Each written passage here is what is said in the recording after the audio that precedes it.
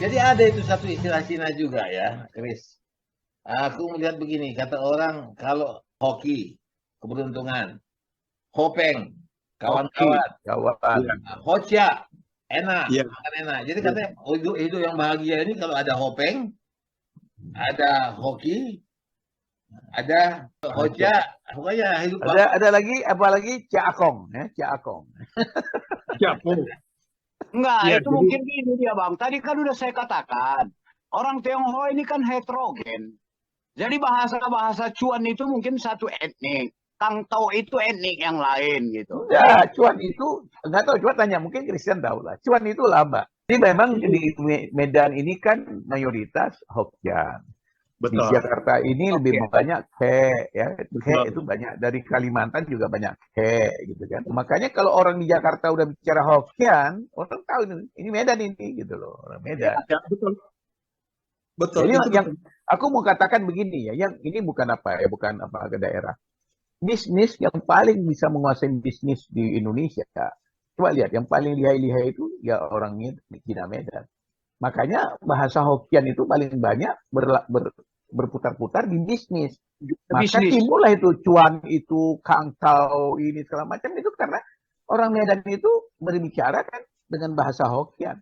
Bapak tahu apa yang Bapak katakan itu memang benar. Tetapi di sini dari mana artinya orang Hokkien ini lebih sedikit jeli di dalam berdagang terhadap orang-orang Cina yang lain. Artinya orang dari Hakka, orang Teochew. Jadi kalau di Jawa ini, mereka orang Ke ini menghadapi ini orang Sunda. Orang Sunda lembah dan orang Jawa ini lemah lembut. Tapi coba Anda berada di Medan. Orang Cina yang ada di Medan harus bisa lawan pertama. Orang Aceh. Orang Aceh kalau ada apa, dia kasih keluar rencongnya. Dan kalau di sana, dia pasti akan harus berhadapan dengan orang Batak. Orang Batak itu kasar. Ya, pokoknya mainnya ini. Dan dia berada di daerah penyeludupan. Kalau dia tidak pintar menyeludup ke Singapura, nggak bisa dicari makan. Dan dia harus juga melawan orang Padang. Orang Padang itu lihai, akal bedagangnya lihai. Jadi Anda lihat, dia menghadapi ada 5 suku.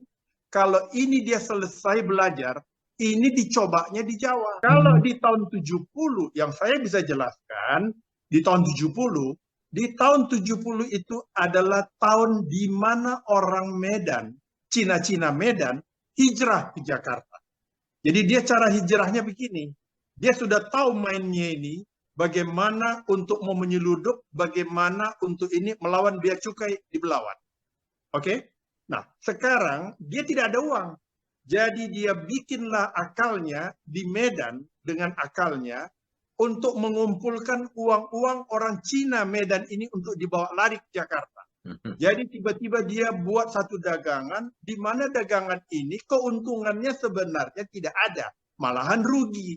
Tetapi karena jumlahnya banyak, orang percaya sama dia, dan dia bisa menerima uang dulu, baru bayar, barang baru diberikan.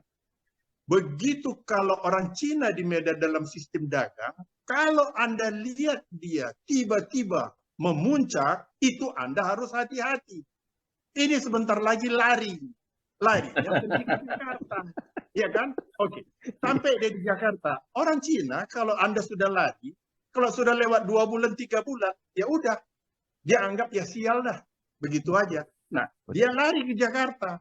Nah, di situ yang saya katakan boomingnya orang Cina Medan di Jakarta, dicobanya di Jakarta. Lawan orang Padang dia sudah hebat, lawan orang Batak yang keras dia pun hebat, lawan orang Dedi, lawan orang Aceh. Ya, itu sudah jadi jagoan. Menyeludup nggak usah bilang. Kan begitu. Dicoba jadi Tanjung Priok. Oh, ngeri dia. Maka itu Anda lihat, itu yang punya fluid yang pertama, si Aceh itu, itulah untuk mendekati pejabat, gubernur pada saat itu, nggak ada urusan sama dia. Sebab apa? Dia tahu bagaimana caranya, tahu mengeluarkan duit. Maka itu Anda lihat, yang pertama real estate yang paling besar di Jakarta ini adalah fluid. Nah, akhirnya supaya Anda tahu, yang dia kejar itu bukan cuma hanya pejabat, tapi bank. Pada saat itu adalah Bank Bumidaya yang kena. Nah, itulah cerita sejarah orang Cina Medan kaya. Kalau dia sudah kaya, ya tergantung dia cara mempergunakannya. Bisa menjadi makin tambah kaya raya, tapi setidaknya dia menjadi pengusaha besar yang top di Jakarta. Jadi lebih ini ya, Christian ya, lebih lincah, lebih antisipasi. Karena gini ya, ada cerita yang menarik juga. Saya begitu pertama lah, terus jalan ke Semarang. Nah, kepala cabang Semarang bilang sama saya, wah payah nih Cina-Cina di Semarang ini. Terus saya kaget. Kok dalam benak saya pikirnya selama ini Pak yang kan Cina Medan. Nah, terus dia bilang parah di Semarang ini, nomor 2 ini setelah Medan. Wah, Medan masih nomor 1 gitu. Nomor 1 nggak terkalahkan. Iya. Kalau orang Cina bilang orang Cina Medan itu Paikang semuanya. Paikang. Aku nggak tahu apa arti Paikang itu, tapi ya orang bilang Paikang.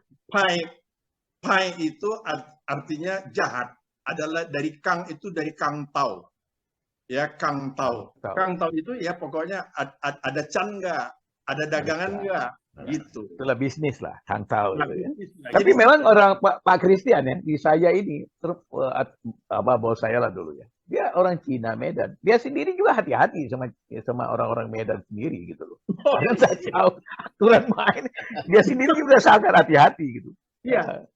Jadi mereka ini, orang Cina kalau di Medan, mereka ini suka ngumpulnya pagi-pagi, itu di kedai kopi. Di kedai kopi, dia ketemu entah siapapun yang ada di kedai kopi di Jalan Surabaya, Jalan Cirebon itu semuanya bercerita di sana. Bercerita, oh si ini mainnya ini mainnya ini. Dulu tidak ada WhatsApp, tidak ada telepon pun susah. Jadi mereka minum kopi sambil bercerita. Kan gitu. Sampai jam 9 itu. Pulang ke rumah, dia mandi. Itu dagangan di Medan itu mulainya itu jam 10:30. Sampai waktu keliling jam 12. Nah itu. Malam, dia cari musuh di nightclub. Di nightclub ini, kalau dia nggak mau, dikasih perempuan. Misalnya orang itu, dia kejar. Ya, artinya dia mau berdagang sama orang itu. Ini hostess ini dipakai sama mereka ya untuk merayu si laki-laki itu. Sebab begini, ada pepatah yang menyatakan jika Anda mengatakan 3 kali di kuping saya bahwa itu benar, yang salah itu bisa jadi benar. Nah, hostess ini dipakai untuk mengirik kupingnya supaya dia itu terpengaruh. Jadi dia ingat, akhirnya dia cari ketemu. Nah, inilah mereka mencari jalan di pagi hari dan di malam hari di nightclub. Hanya itu. Jadi kalau Anda lihat akhlak yang tidak cocok dengan kita adalah mereka itu menghargai istrinya dengan uang. Beda sama kita. Beda, sangat berbeda. Pokoknya dia kalau ada apa-apa, pokoknya duit aja. Tapi biasanya lebih berhasilnya itu perempuan mau dihargai dengan uang sekarang rata-rata. Tapi Pak Christian yang disampaikan tadi dari segi bisnis itu sebenarnya positif. Kenapa? Bisnis itu harus informatif. Ya, cari informasi. Jadi mereka itu sudah jadi habit ya, sudah jadi kebiasaan sampai jam 9 itu gali informasi. Dulu ingat sekali saya, kalau mau tahu informasi barang mau naik, ini shorted, ini oversupply, itu tanya aja. Tahu mereka. Benar kayak Pak Christian bilang. Jam 10 sudah ada berita. Hebat itu. Nah sekarang kan udah terbuka ya. Kalau dulu modelnya seperti itu. Saya cerita sedikit. Saya cuma nanya ini gambaran karena Anda menyinggung mengenai soal dagang. Kami memang adalah pabrik yang dulu mensuplai gudang garam, Bentul, Jisamsu dan lain-lain. Kecuali rokoknya dibuat di pabrik. Seluruh kotak aluminium foil kartonnya itu datang dari kami. Kami PT Tunas Altin yang terbesar sampai saat ini dan masih monopoli untuk di BAT dan lain-lain. Saya waktu itu di tahun 83 menjadi general manager. Nah, yang ingin saya katakan, di Sumatera itu saya masuk, di mana saya juga lahir di sana, untuk masuk pertama ke Siantar. Saya cari rokok STTC, banyak di sana pabrik-pabrik rokok kecil. Oke? Saya masuk ke sana untuk mencoba melawan, memberikan produk kami kepada mereka. Nggak masuk. Nggak masuk karena apa? Itu mereka disuplai oleh perusahaan yang dari Singapura yang namanya Ngai. Mereka punya harga itu di bawah saya sedikit, sehingga saya tidak mungkin bisa lawan. Karena apa? Saya ingin bicarakan ini, memberitahukan bahwa mereka ini nyelundup. Bayar itu biar cukai, sehingga. Jadi, Anda lihat ya, kita yang berdagang di sini untuk dagang besar tak mungkin lawan dia. Betul yang Anda katakan dari pembicaraan yang saya tangkap tadi, Pak Sukanto Tanoto, saya kenal beliau baik. Ya, dia itu istrinya Ibu Tina Binge adalah dari keluarga STTC. STTC itu si Sandy Binge, itu keluarga. Nah, yang saya ingin katakan, satu kali waktu, karena kami di Jawa ini, 5 pabrik besar ini adalah kami punya langganan tetap. Nah, Anda tahu nggak? Satu kali waktu ini rokok BAT mau kepingin masuk di Medan.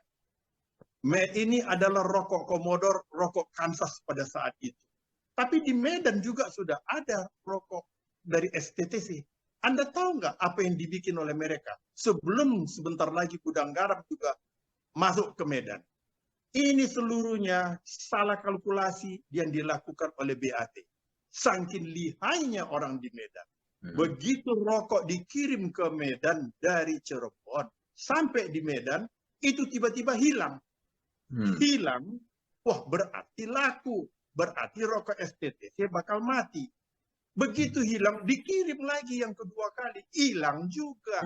Nah, kemana? Dilihat, ditanya di tukang rokok di pinggir jalan. Loh, enggak ada jual. Diselidikin mereka, akhirnya ketahuan. Rokok ini dibeli oleh STTC, dimasukkan ke gudang dia, yang atapnya itu atap seng. Jadi Anda tahu rokok ini kalau sudah kering, ya dia ini Anda kalau minum batuk.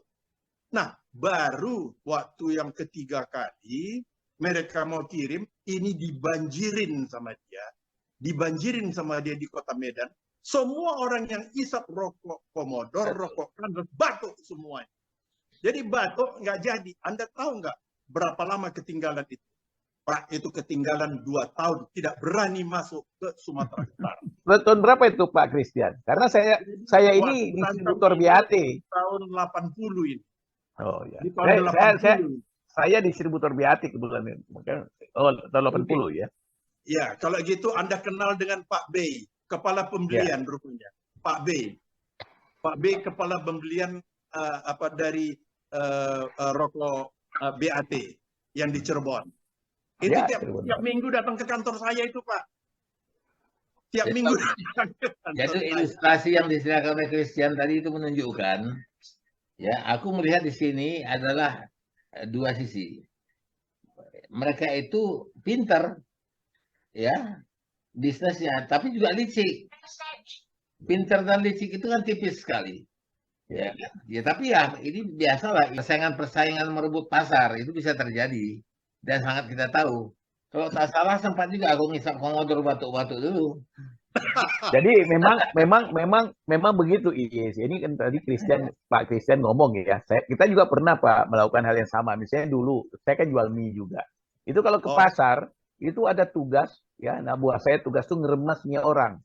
Jadi kalau ada mie kompetitor diremas, dihancurin gitu. Jadi ini biar kelihatan. Jadi itulah menghalalkan segala cara. Ini udah 11:30, bagaimana kita tutup? Oke, ya.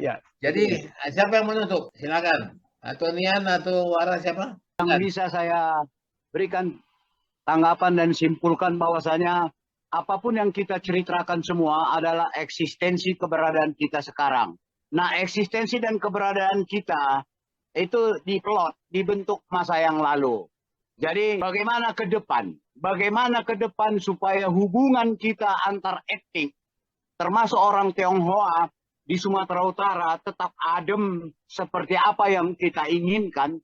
Nah, kita harapkan pemerintah sekarang bagaimana bentuk eksistensi kita ke depan itu dibentuk dari sekarang. Kalau tidak kita bentuk dari sekarang, di depan itu arah yang tidak jelas. Jadi sama dengan seperti kita sekarang ini adalah bentukan eksistensi masa lalu. Eksistensi kita sekarang dibentuk masa yang lalu.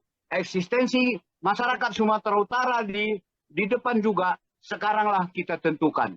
Kita harapkan seperti apa yang kita bicarakan tentang pencerahan masyarakat Sumatera Utara, ya ke depan ini akan semakin harmonis. Hal-hal yang tidak kita inginkan itu tidak terjadi lagi. Hubungan antar sesama suku di Sumatera Utara akan semakin bagus ke depannya. Itu yang bisa saya berikan tanggapan terakhir dalam dialog kita ini.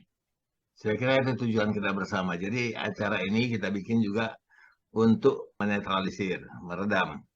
Jangan ada terjadi, karena hal-hal kecil itu jangan diperbesar lah. Jangan dibuat apalagi dipolitikkan, sehingga nanti jadi tidak kondusif. Ya kita sambutlah. Selamat tahun baru Imlek. Ya, kalau Pak Christian masih merayakannya, walaupun tidak tak apa-apa, semua aja bilang selamat Imlek, Kohi Pacoy. Ya. Kohi Pacoy. Apa Kohi Pacoy? Semoga kaya raya. Senang kita dan sehat. Bincang di hari ini. Semoga selalu sehat dan diberkahi oleh Allah Subhanahu wa taala. Ya, oke. Kita jumpa lain waktu ya. Oke. Oke, wassalamualaikum warahmatullahi wabarakatuh.